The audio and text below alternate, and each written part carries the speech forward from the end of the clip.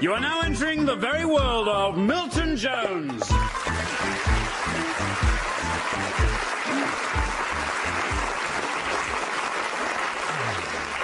Good evening, I'm Milton Jones. My dad was a dustman. I didn't like him collecting us from school, though. Not because I was ashamed he was a dustman. It's just you never knew which day he was going to come. Hey, drugs are dangerous, aren't they? Whew. Did you see those users who were arrested live on television the other day? I mean, their faces were just like different coloured squares moving around. At any moment now, the leaders of the marathon should enter the stadium. This is a wonderful culmination for these Olympic Games. Oh, it is the Welshman Milton Jones. He's about to win the marathon. What can be going through his mind? Free drinks. Along the way, I've had 14 free drinks. Oh, and it must be hurting now. I'll be glad to see the finishing line, so I can get rid of all these cups. So hot, though. So hot. I don't know if he's actually going to make it across the finishing line. He's wobbling across the track. Pain. Must get. Oh, no. My life flashes before my eyes. Milton Jones, athlete and sports personality extraordinaire. The finish line has come just a little bit earlier than you thought. You're the angel come to take me through my life. You had the stamina and the technique, but you just fell short. Why do you think that was? Maybe the giant chicken costume?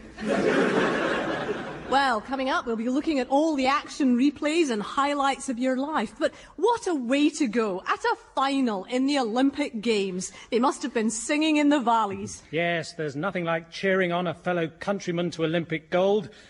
Oh, sorry, you wouldn't know, would you? You're Scottish. Excuse me? Don't get me wrong. I competed in the Highland Games once. Yes, I think we'd better hear that. The first event was throwing the hammer. Unfortunately, my training had been severely affected by a court order after an incident at B&Q. When it came to my go, I concentrated hard, span round in the circle, kept my knees bent, and then let go.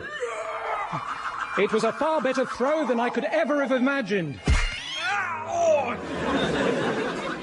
Moments after that, I set a running record. Yes, you just managed to make the border. So, tell me, what are your first sporting memories? Well, as a child, it was always my ambition to be a PE teacher. But sadly, I just had too much talent, so I ended up becoming a professional athlete. But your parents were always very encouraging. Yeah, but at school sports day, my dad made me advertise the family refuse company. One side of my shirt had Jones on it, and the other, rubbish. The trouble with growing up in South Wales is that it's rugby, rugby, rugby. Eventually, I persuaded my parents to send me to a boarding school in Warwickshire. Whereabouts? Rugby. But you always had a dream of representing your country. Yes, I wanted to give the Welsh people some pride and dignity once more. And what was your event? Egg and spoon. What? Welsh egg and spoon, that is, where the egg is actually made of granite. Scotch eggs are different, less edible. Right. In the meantime, I had to support myself, so during the day I worked as a secretary. Hello? Hi, Casey, how are you? Sure thing. Whenever you're ready, Casey. I was working for a holiday company called Casey and the Sunshine Band. I answered the phone, did filing, and lots of dictation, mainly over the phone. OK, Casey, fire away. Dear Mr. Jackson, please can you ensure that all the rooms have been cleaned thoroughly before our clients arrive?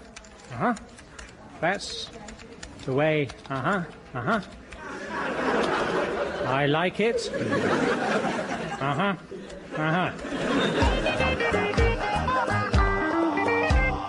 Milton Jones, is it true your dad was also a weightlifter for Wales? Yep.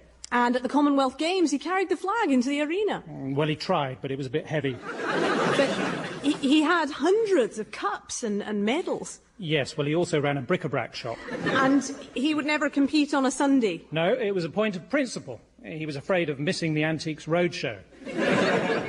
His interest in the past started in the war, when he made a remarkable archaeological discovery.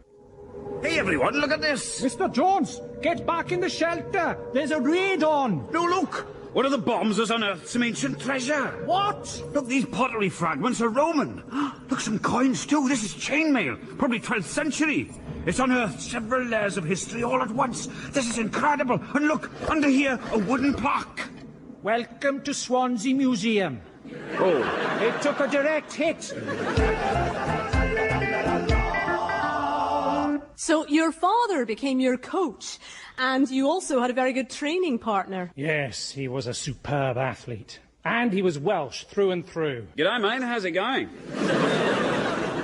Well, OK, just his grandfather was Welsh. But he was a good rugby player, and we've got to take who we can get. Yes, I hate all these people representing countries they were never born in. We need to get back to the good old days, where if you were born somewhere, that's who you fought for. Aye. Like Mel Gibson in Braveheart. OK, just get on with it. Every night, my dad would train us in the events he thought would be allowed into the next Olympics. OK, boys. Snap! Snap! I win. No, you can't get me. My feet are off the ground. Bother. I spy with my little eye something beginning with C. Canal. No. Carpenter. No. Colditz. No. Christopher Columbus. No. Clock. Yes! 6.3, personal best. Yes. This was probably my best sport. I also saw these training sessions as an opportunity to help Brad become more Welsh. Oh, yes. Something beginning with the letter L. Light. No. Leg. No. Give me a clue. What's the second letter? L. L. Oh, it's one of those Welsh words, isn't it? Llangollen's the only one I know. No. Third letter? L. 3 L's. Fourth letter? L. Oh, of course it is. All right, Jones, I give in. It has 17 L's altogether. It's pronounced...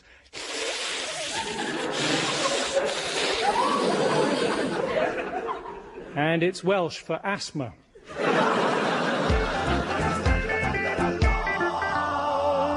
Look, none of these are proper sports. I mean, it says here you once entered the National Suntan Championships. Yes, I got a bronze.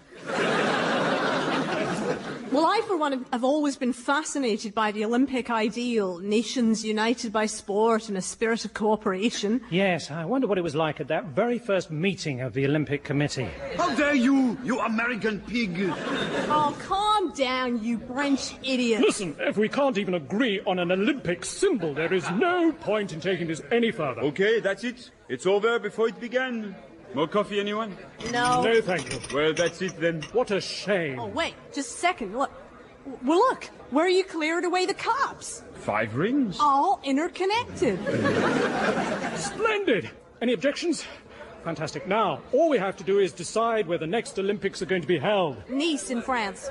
You are not French? What makes you say Nice? I was just looking at the biscuits.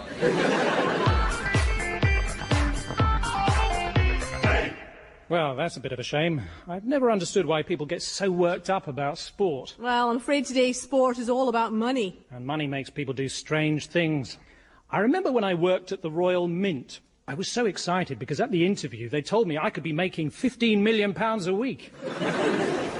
It was hard work. We had to stoke up the furnace, pour liquid metal into moulds. But then one day, all of a sudden, the machines ground to a halt. This is a disaster. I've got a tray of several thousand 10p's here. If they're left to cool down for too long, they won't rise and they'll all stay as 5p's. Why is it stopped? Oh, I see. No problem. Terry, can you put some more coins in the meter? Yes, sorry, some of them haven't cooled down yet. The conditions weren't much good either. I remember at coffee break there was never anything to sit on. Although eventually down the back of a pile of old 50p's I found a sofa.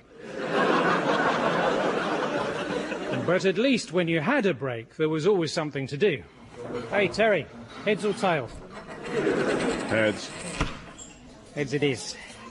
Best of 30 million, eh?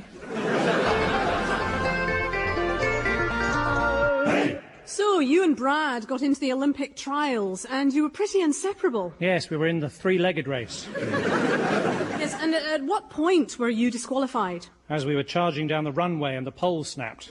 So after that, you decided to go your separate ways? Easier said than done. You had a massive row. Milton, I've had it. What a waste of time. The events your old man trains people for are just stupid children's games. Maybe so, but one day one of these games will get Olympic status. Who says they will? Simon. What? Simon says they will. Oh, stop it. I'm leaving. I'm turning my back on all this. But Simon didn't say turn your back. Shut up, will you? I'm going. This is it. Brad, it doesn't matter where you hide. One day I'll find you. So what? Then it'll be your go. Right, that doesn't... Ah, paper wraps stone. No, Milton, this isn't a stone. This is my fist. Ah, face wraps fist. Shut up! Ah, that's the way you want it, is it? Ah! Touched you last. I touched you last. Ah, I touched you. After that, I became very disillusioned with sport in general. In fact, I even set up a scheme for kids from affluent areas with lots of sporting facilities to help them become involved in petty crime. In the meantime, somehow you were shortlisted for the British pearl diving team. Were you very disappointed when you weren't selected? Well, you know, I wasn't going to hold my breath. I'd already decided on a career change. I joined the health service as a manager to see if I could use my team-building skills.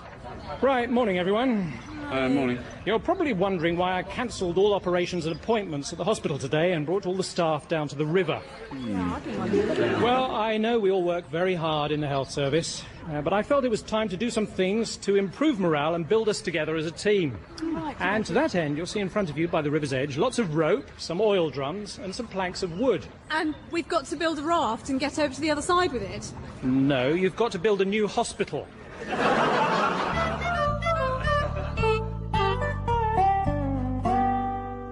But you must have impressed someone, because it was then that you received a phone call. Hello, Milton Jones. Yes, that's me. We at the International Olympic Committee have a job for you to do. Uh-huh. We would like you to go undercover and expose the cheats. Uh-huh. Uh-huh. Hang on, you just reminded me of a song I once knew. Really? Anyway, if you help us rid sport of its sleazy image, we'll give you £20,000 in used fibres. Thanks. Oh, one other thing. Do you think the next Olympic Games should be in Lincoln, Maryland, or Jaffa? And so you headed up a team of former athletes to fight corruption. Yes. First, there was a failed synchronized swimmer. Sorry I'm late, boss. I forgot to synchronize my watch. That's okay. What's that clip on your nose? Oh, sorry, I'll take it off. There, is that any better, boss? We called her Peggy. Then, a recently rehabilitated victim of the underground sport of bungee javelin. Sorry I'm late, boss. I've got a head like a sieve. We called him Lance. In the next few years, we were entered into all kinds of sporting events. It was our job to expose cheating, bribery, and anything that went against the Olympic ideal. Together we were... the amateurs. But something about the name wasn't quite right. Once there were 3 crime fighters.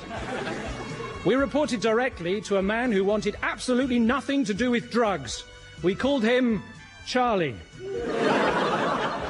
This gave us an even better idea for the name. Charlie's Amateurs. But the name wasn't quite right. You see, we were new, and we wanted to avenge things.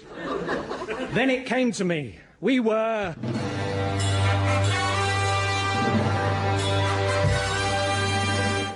the Payback People. In more private moments, I couldn't help seeing myself as some kind of medieval guardian of athletic chivalry. I was Sports Night. Yes, and you learn that a huge betting syndicate is bribing large numbers of athletes. Your first mission was to expose a cheat at the World Swimming Championships. You were the starter, while Peg and Lance were down by the pool. Right, here we go. Take your marks. Set.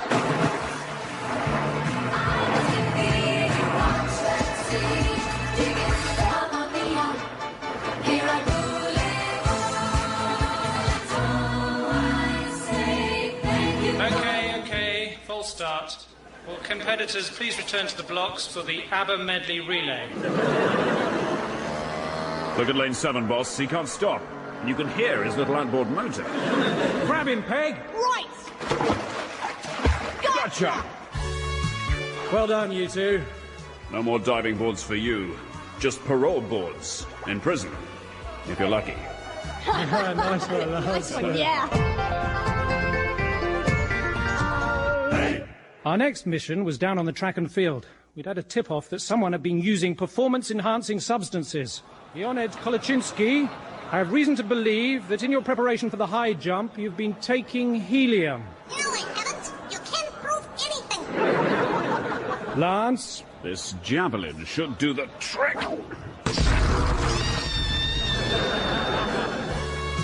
Nice one, Lance. Now, instead of a high voice, he'll have high fences to climb over. In prison. Nice one, Lance. Lance, quick! That other bloated guy over there. Okay, boss. Oh, get off! I'm a sumo wrestler! Sorry, mate. You also got involved with underground alternative sports. Yes, including the World Burglary Championships. I got silver.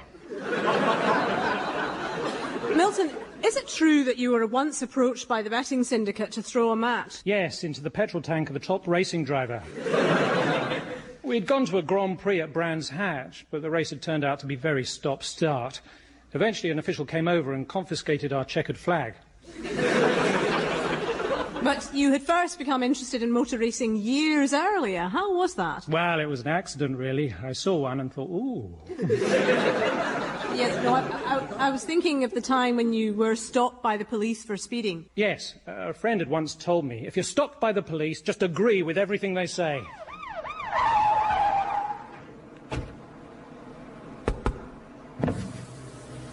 Can I have a word, please, sir? Yes, you can. Is this your car, sir? Yes, it is. And who do you think you are, sir? Michael Schumacher? Yes, I do.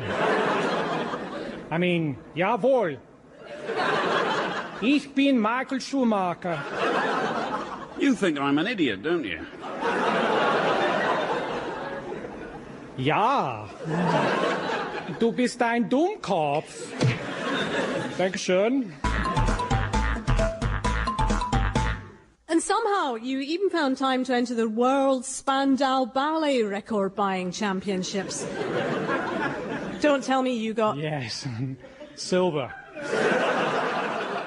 You were even sent on a mission to test the patience of an experienced football commentator. Hello, is this the commentary box? Yes, nice to meet you, son. I understand you want to do a bit of commentating. Yes, I'm really looking forward to it. Did you ever play football? No. Well, commentating's great, but it's a pale substitute. What, like the ginger bloke? What? On the bench, the ginger bloke is a pale substitute. Oh, look out, we're back on. Welcome back to this crucial cup tie, and second half commentary will be from my colleague Milton Jones. Are you sure? Yes, sir. None like going in at the deep end. Anyway, these days it's quite easy. Their names are written on the back of their shirts. Phew, that's a relief. Away you go, son. Thank you, David. The ball's in the air. Comes down to Vodafone. Passes to Vodafone. And now back to the goalkeeper, Vodafone. It's on the back of the shirt. Oh, sorry. Owen. Passes to Giggs. And back to Neville. York tries a shot. Poff! It's in the net. So what did you just say? It's in the net. No, before that. Poff. Puff? What does that mean? It's a word I made up to express energy and surprise. Poff. They've restarted. Oh, goalmouth scramble now. Bop, click, skiddle-dee-dee. What? Beckham to take the free kick. Rooney guessed by Smeldon hooks. Well, I'll be a paunchy bag-fritten hordy leper. David. David?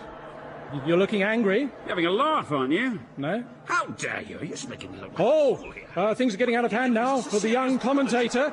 Yes, there's going to be fisticuffs of some kind, yes, and here it comes. Poff! It's in the face. Peggy, Lance. Yes, boss. We can't let anyone behave like that. Take him away. Now, the only thing he'll be able to punch is the punch bag in the prison punch room. Yeah, right. Hey! Milton, tell me, did you never think of doing anything else apart from sport? At one point, I did think about going into, IT. Information technology. No, playing it professionally. Either that or British Bulldog. British Bulldog? You know, where you all line up and charge at each other. Usually lasts about 3 break times before it gets banned. I think there's French Bulldog too, but that's probably a national dish. What's that Scottish food thing where you do terrible things to a stomach by eating haggis? Yes, actually, north of the border, haggis is highly sought after. Yeah, to practice hurling. Out of the blue, you received word that the betting syndicate wanted to meet with you in an underground car park down by the docks. Yes, we decided to get there early and stake the place out. I don't like it, boss. Me neither. No? Well, I won't buy fig rolls again then. No. This setup, boss. Telling us to come to an underground car park. Ah! Car headlights! I can't see a thing! Drop to the floor and pretend to be dead. I saw you move, Jones. Sleeping tigers. Still playing Daddy's pathetic little games, are we? Brad, so you work for the betting syndicate? And I think you'll find the odds are in my favour, Jones. And I'm a very rich man to boot. Yes, we heard that you paid top surgeons to fit you with the leg muscles of a kangaroo, the arm sinews of a puma, and the face of a baboon. Not the last one, actually. Sorry. The game's nearly up, Jones. And you know what happens at the end of the game? We have a bath together? No. Injury time. So I'd go running back to Daddy if I were you. Hang on a minute. You're a gambling man. What do you say to double or quits? I'll take you on at any event in the next Olympics. And if I win, you turn yourself in and begin a long prison sentence. And if you win, you can have these fig rolls. Why should I bother? Because I spy with my little eye something beginning with K. Keys. No. Kettle. No. Kangaroo legs. No. What then? Coward. Jones, you know I'm going to win in the long run. The marathon it is, then. What?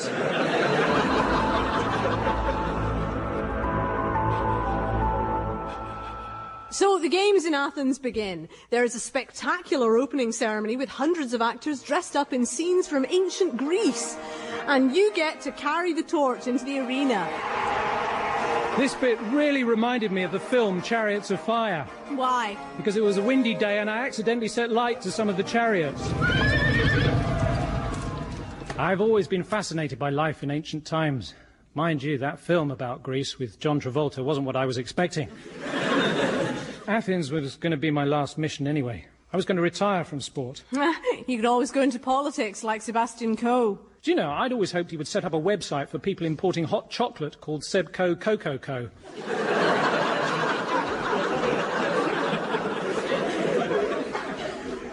.co.uk. Yes, well, what were you going to do? Apparently, Casey and the Sunshine Band were back in business. I'd wondered if they needed my services. Yes, let's see. Oh, yes, apparently your typing led to another hit record when you accidentally held down the N key.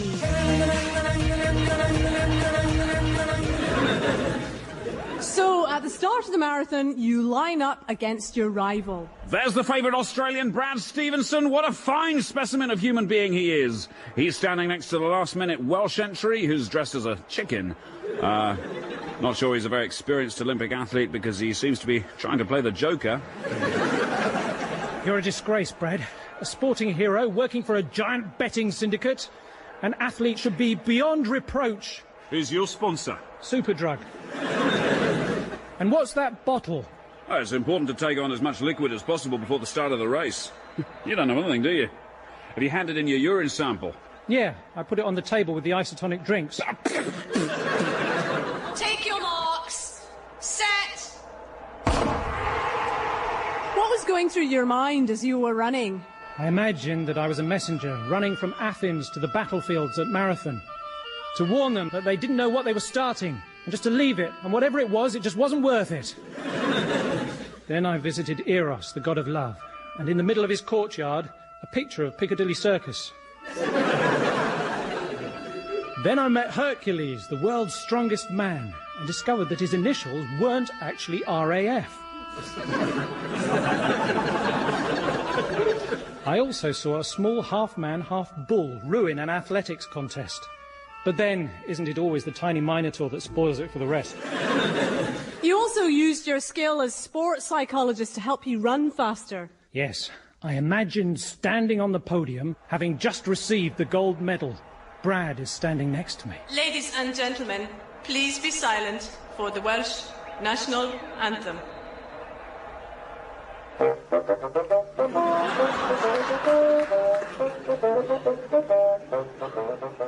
Incredibly, all these mind games actually put you in the lead as you entered the stadium, just ahead of Brad. Shame you collapsed just before the line. Right, that's all from me. Just time before I go to have a quick look at tomorrow's papers. The next Olympic Games are going to be held somewhere called Sponge Fingers, New Jersey, apparently. Good night. Now don't go. Leave me all alone. The football match I'd really like to see is Alex Ferguson's Manchester United versus Saddam Hussein's Arsenal. Iron Mike Tyson. Whew, I wouldn't like to try and do that. And this is incredible. The Welshman has collapsed just before the line. The Australian is going to overtake him and win. Oh, no, Lance! I can't believe he's collapsed only a few feet away from winning the Olympic marathon in a giant chicken costume. Oh, it must have been very stressful. Why? He's laid an egg. Hold on. Egg and spoon. Years ago, wasn't this his event? Yeah, I'm getting an idea. Where can we get a spoon? Charlie often seems to have one. Yeah, that's true. He left this one behind earlier. Put it in the boss's hand. Now, put the egg on the spoon. There. Come on, boss. Come on, please, get boss, up. get Come up. on. Oh, no, wait. I've got it. Simon Says, get up. He's coming back to life. What? Simon Says, just get up and fall over the line. Oh, whoa! Hooray! You've done it, boss. What happened? You won! Dressed as a chicken holding an egg. You fell over the line. Which came first, the chicken or the egg? That was The Very World of Milton Jones, starring Milton Jones. It also starred Alexander Armstrong and Melanie Hudson. The show is written by Milton Jones with Dan Evans, Mark Evans and James Barkman, Jay Jones and Mike Haskins. The music was by Guy Jackson, the producer was David Tyler, and the programme was a positive production for the BBC.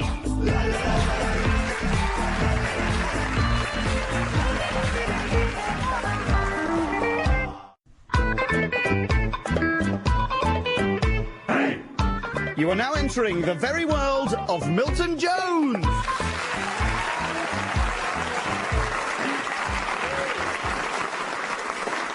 Good evening. I'm Milton Jones. When I was 9 years old, my teacher asked me if I wanted to take the school guinea pig home. 7 months later, I arrived in the African Republic of Guinea. No one knew where I was. The British consulate wouldn't help, and my space hopper had a puncture. There was a fuel crisis a few months ago. I went to Tesco's and did some panic buying. Yeah, I bought 2 whistles and a banana. Well, I panicked. So here I am, out for a nice walk in the rain with my son and the dog. Come on, let's play fetch. Go on, Spike, fetch him. Oh, Dad, I hate it when you do that. You know I can't swim. The river level in the valley seems very high today. What is it, Spike? Dad, I'm frightened. I don't believe it. What is it, Dad? Here we are in the middle of Wales, and it's actually stopped raining. Oh, no. And Dad, look up there. What's that yellow thing? That, my boy, is the sun. I'm blinded. Oh, Dad, no! He's fallen off the cliff! Dad! Dad! Ouch! Ouch! Hey! On a rock! Ow! And another! My life flashes before my eyes! Milton Jones, naturalist. activist, environmentalist, and trusting friend of every living creature. Who are you and what do you want? I'm the angel come to take you on one last, unique look back at your life. Now, let's get the tape started. Oh, I'm so rubbish at these things. Okay. Oh, golly, you were brought up by animals. That's right. I was the only survivor of a plane that crashed into the Canadian wilderness. Oh, yes, and you were raised by wild, ferocious beasts, like Tarzan of the Apes or the wolves in the Jungle Book. Yes, I was brought up by salmon. The fish.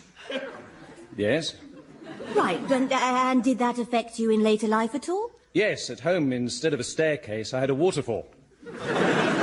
I'd often battle the force of the current until at last I leapt exhausted onto the landing. But, you know, I quite often got up there and forgot what I went up for. And tell me, do you have any regrets? Not having a downstairs loo.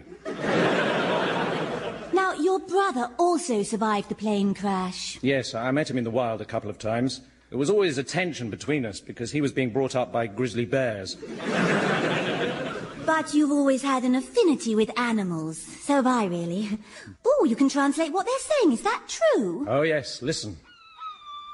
The language of love slips from my lover's tongue.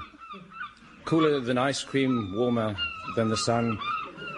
But tell me just one thing. Just one thing. Who's that gull running around with you?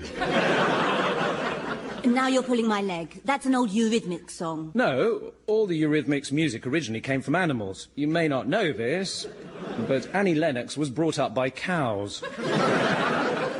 She just copied their songs. Cows, yeah, this I have to see. Look, there they are under that tree. Hey, guys, why are you sitting down? Oh, right. Now, I'm afraid I won't be at milking this afternoon. Well, I always use gloves. And I always remove all sharp objects. Milk, yes. Oh, dear. Sorry to hear about your calf. It's all right, baby's coming back. No, I don't think so. Do you know how much veal is a pound?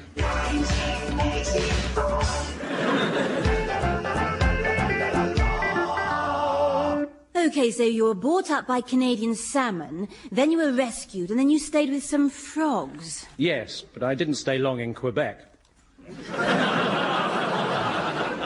I wanted to go back to the place of my birth, Wales. And you were determined to enter your homeland just like a salmon. Yes, I went the wrong way up the M4. And you were adopted by your aunt and uncle. They were both geography teachers. Yes, so much so they were beginning to evolve leather patches on the skin of their elbows. But living with them wasn't easy. Hey, dear Milton, happy birthday to you. Hey, go on then, blow out your candles, Milton. Milton? Go on, Milton, what's wrong? It's my cake. It's a contour island cake, Milton, made out of layers of sponge. You see where the tree line stops there? I know what it is, but why is it always a geography cake? Last year it was a marzipan meandering river with fruitcake alluvial plain. The year before, a Rice Krispie scree slope. Why can't I have a Batman or a football cake? Here, this is what I think of your contour island. Well, now you've made a V-shaped valley, haven't you? No, it's not. Oh, you're right, it's more like a U-shaped valley. Well, if no one's going to have cake, I'll put the tectonics away, shall I? Auntie, they're just plates. Right, come on, let's all just settle down, shall we? Like a warm air mass. Otherwise, you know, it's all going to end in precipitation. And why is it that we can never talk about emotions without using geographical language? All right, there's no need to erupt. Right, that's it. I'm leaving. What, field trip, is it? No! Don't forget your cagoule. Geography is pointless and stupid. Why does anyone have to know where they are? Milton, pass the broom cupboard. I know. I was just getting a broom to take with me. Larder. I know. Warmer. Stop it. Colder. Stop it. No, I'm saying that's the fridge. So you lived in one of those small, close-knit rural communities where everyone kept an eye on each other. Yes, they were so nosy. You couldn't land a helicopter in your front garden without the whole street knowing. And it was very claustrophobic, but then I did spend a lot of time in the broom cupboard. Yeah, but what I mean, Milton, is that everyone was very suspicious.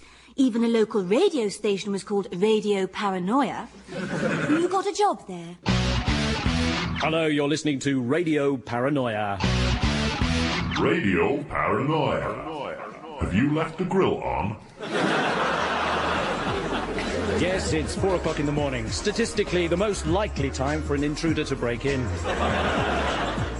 Did you lock the car? Is your partner still breathing? Radio Paranoia, broadcasting 24 hours a day because we're all too scared to go to sleep. Radio Paranoia. Can you smell burning? I've got a dedication here, just to say happy birthday to Philip Harris of Cardiff. The person didn't give their name. I wonder why not. Watch out for those parcels, Philip. And we hope you'll have many more happy birthdays. And why shouldn't you? We'll be telling you why after the news. So let me just get this straight. You were brought up by salmon, but you hated geography and had no sense of direction. Yes, and I couldn't swim either. Why? Veruca. But your first love was always the animal kingdom. Oh, yes. When I was at the radio station, I was always organising fun events. Right, nice to see so many of you. I guess we're all here because we love animals. I was thinking that at this time of year, humans have a lot of fun. Well, why shouldn't our pets as well? That's why, as a special treat for all the dogs and cats assembled here, I'm very pleased to put on this firework display for pets.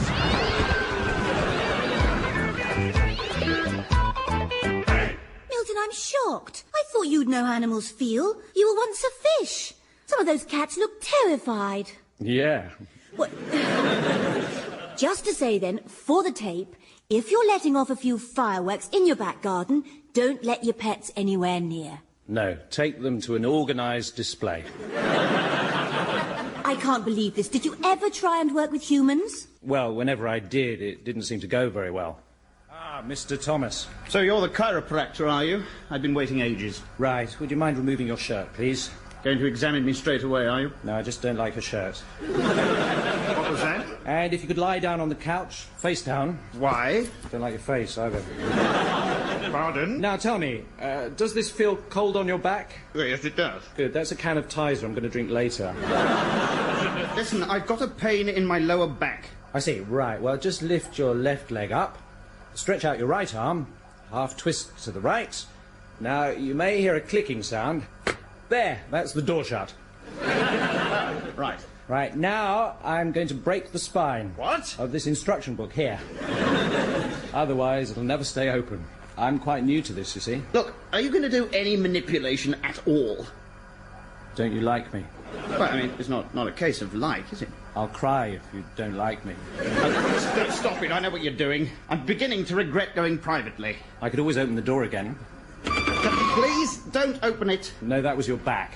Have you got any qualifications at all? Oh, yes, I've got diplomas in psychology and homeopathy, so I guess that makes me a psychopath. Mr. Thomas, come back! Please, take your shirt! So you went back to working with animals. I tried my hand at being a wildlife artist. Oh, well, glad to hear it. Right, got everything. Pens, pencils, rubber, ruler, most importantly, the rare yellow-throated goldfinch. Right, and as it's the first time I've done this, I'm going to trace it. Keep still, will you? And my career as a portrait artist didn't work out much better. Are you ready, Your Majesty? Right, here we go. But But you were obsessed by the natural world, like the time you joined the Wildlife Club. Right, well, I'm sure you'll all agree it's been a fantastic conference. I'm afraid, though, I'm going to have to stand down from being chairman of the club. As some of you know, I've been suffering from arthritis for some time now, and I really think it's time for a younger person to lead the group. Well, let me be the first to say how sorry we all are to hear that. And we must think of an appropriate way to thank you. Yeah. Let's eat him. What? Let's eat him. That's what would happen in the wild. Who said that? Me, up here. I'm hanging upside down in the rafters, covered with brown fur. Oh, not you again, Milton. Come on, everyone. If we work as a team, we can take him down now. Really, after all Nigel has done for the group? And if anyone wants to be the new leader of the pack, they have to fight me. And whoever wins gets to have all the women. Oh, for goodness sake. How dare you be so disrespectful? Oh, look out, his harness is giving way. Ouch! Oh, I can't move. Please help me. No, it's survival of the fittest, Milton. And now you can take off those stupid ears. What stupid ears? As with often in your life, when you felt people were against you, you returned to work for your favourite radio station.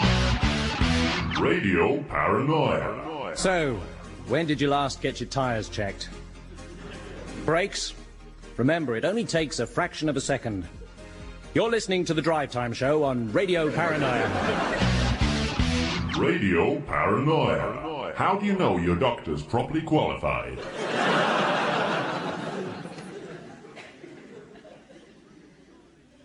Boo! You're listening to Radio Paranoia. This next record is for anyone who was brought up by animals. This is Whitney Houston, who spent her early years with wolves.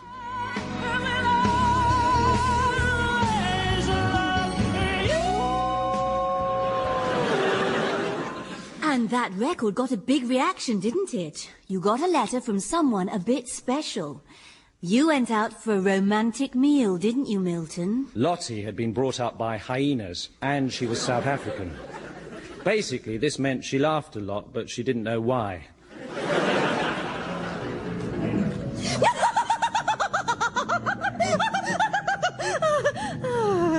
Yes, and so that's how my parents died. I have never laughed so much. But seriously, you say your brother is still out there? Yes, he's made his home with the bears. I've done a bit of research on their social structures, sleeping habits and diet, and as far as I know, he'll be living in a family unit, sleeping in a bed just the right size and eating lots of porridge. Ach, Milton, I have had hardship as well. There have been lots of difficult times living with hyenas. But a lot of laughs as well. What do you mean? Well, they're hyenas.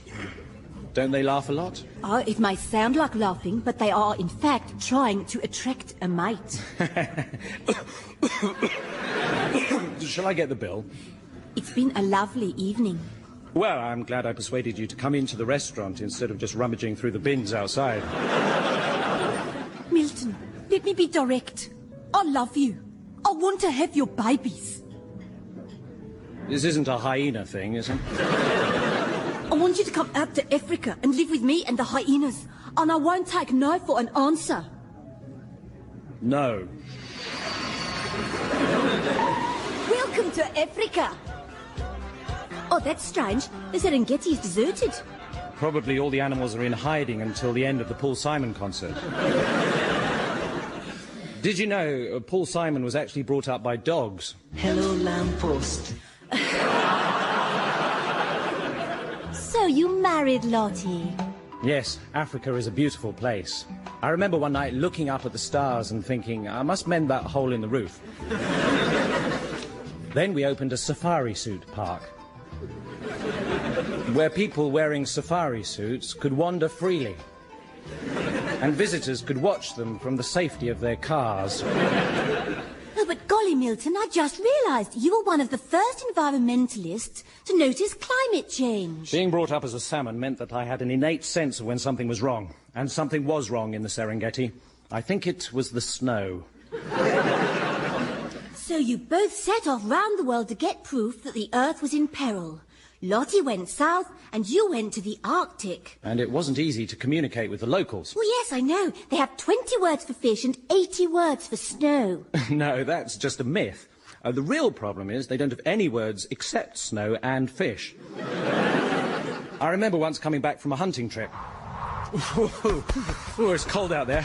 I really enjoyed that. Yes, well done, Milton. You fished well in the snow today. Yes, thanks a lot.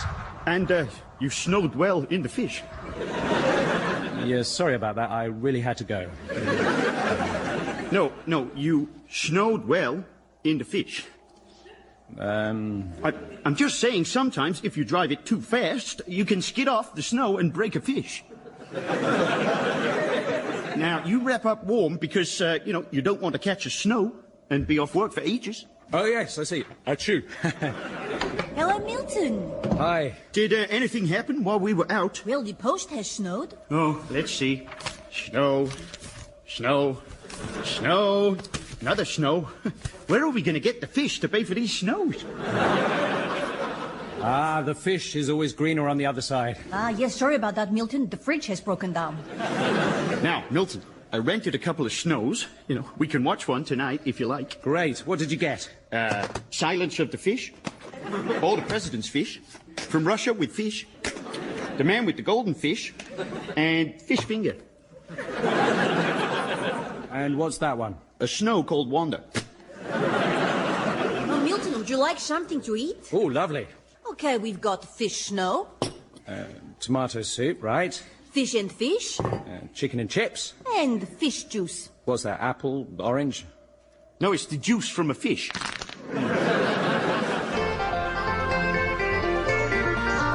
Hey! And in your search for climate data, you even crossed America on a Greyhound bus. No, on a greyhound. Oh, the poor dog. No, I wasn't actually sitting on him. He was pulling me and all my belongings on a small cart. That's terrible. No, we stopped quite regularly. I'm glad to hear it. To pick up hitchhikers. But the weather was getting weirder and weirder. Weather report. Hello, well, it's been a bright and blustery day in many parts of the country, and in Lyme Regis they recorded over 8 hours of sunshine. But don't let that fool you. You see, I was brought up as a fish, and I can instinctively feel when the weather's going weird. So here's a clue. Attention all shipping in sea areas Dorset, East Anglia, and Newcastle under Tyne. I also have a bad feeling about Nottingham, but I don't think that's the weather. And now for the long-range forecast. Rain! Rain and more rain. We're all doomed. We're doomed, I tell you. Doomed! But no one was listening. No, and even if they were, they never trusted anything we broadcast anyway. In desperation, you and Lottie meet up in New Zealand. Sorry I'm late. It's very confusing trying to get directions to the nearest bar when all the locals are sheep. I had to spend the night on a mountain. I almost died.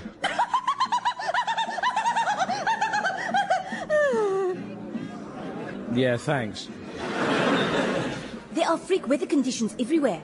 If only we could gather up all the animals. All the animals in the world? That's impossible. Think about it. I mean, we would need an area the size of Wales. Oh, no. Great idea! And we need an ark of some kind. A vessel that already exists, but that doesn't harm the environment. A nuclear submarine. But where are we going to get one of those? Trust me, I'm good at scavenging. So, Lottie went and picked up a nuclear submarine from a captain in the Russian Navy. How come? He was having a sail. And you went back to Wales, not up the M4 this time, but by train. And you met someone you recognised on the platform.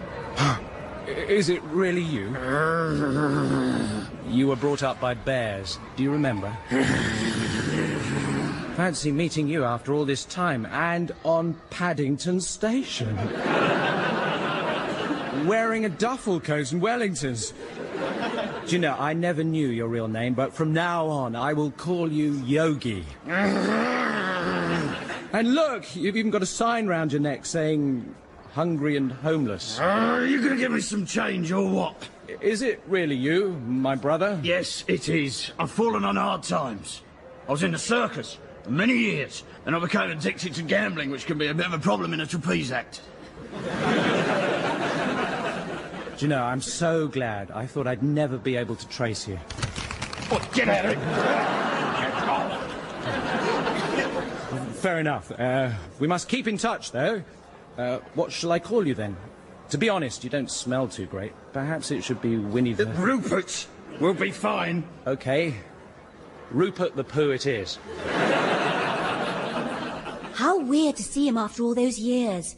You had a lot of catching up to do. Yes, the train had already left. And so the years began to pass. Lottie and I bought a farmhouse and converted it into a barn. Generally, we were very picky about what kind of animals we took into our ark. They tended to come from well-to-do homes and arrived by Land Rover. Ah, the animals came in 2 by 2. No, in 4x4s. In time, you had a son, and right from an early age, you taught him how to deal with climate change. Right, son. Repeat after me. The grand old Duke of York. The grand old Duke of York. He had 10,000 men. He marched them up to the top of the hill because it was the only dry place in York.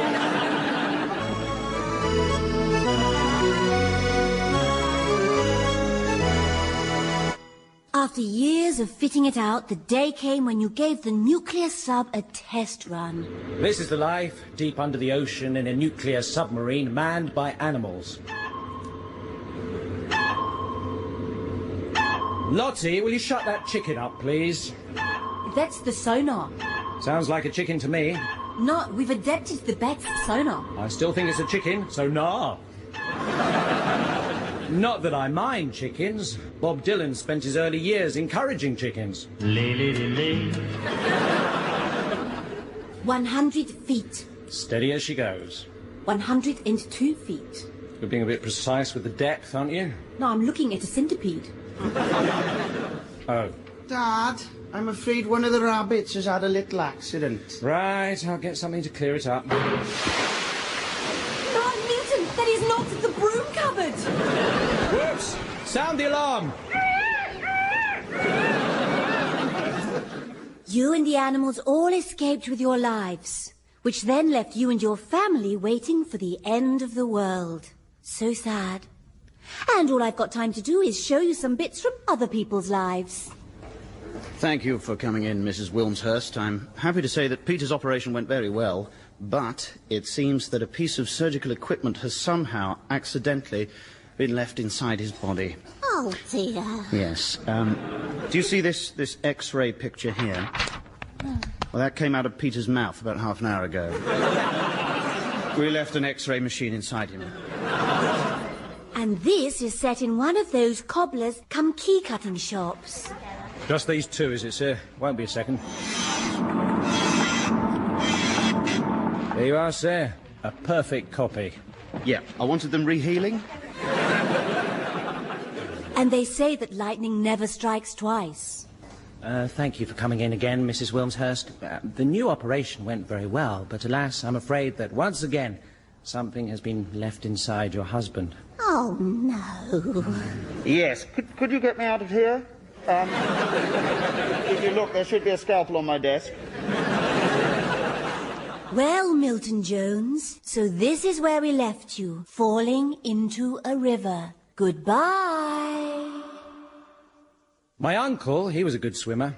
As children, we all used to climb on his back, and then he'd swim out into the ocean, and we'd all get a really good view of the fish. Because years earlier, he was in a shark attack, and surgeons had fitted him with a glass bottom. I don't know much about India, except they drink a lot of tea and they keep having floods. So someone, somewhere, is not saying, that's enough for me, thanks. Oh, what's that? Water. Must try and swim. Hang on, I can do this. Up the waterfall! Oh, I'm glad I stayed fit. I knew a salmon once who lost his fitness because of smoking. Tasted lovely, though. Nearly at the top. Hey! Dad, you're safe. But what about the end of the world? It's all right, son. I remember now. While I was under the water, I had a vision.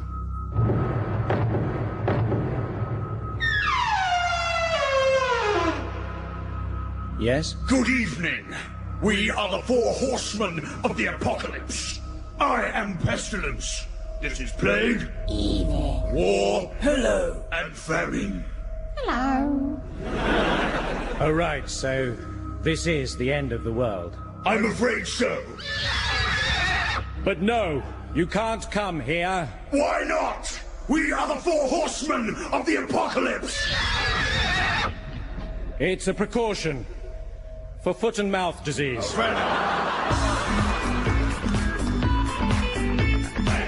That was The Very World of Milton Jones, starring Milton Jones. It also starred Dave Lamb and Morwenna Banks. The show was written by Milton Jones, with Dan Evans, Mark Evans and James Barkman, Mike Haskins and Les Keane. The music was by Guy Jackson. The producer was David Tyler, and the programme was a positive production for the BBC.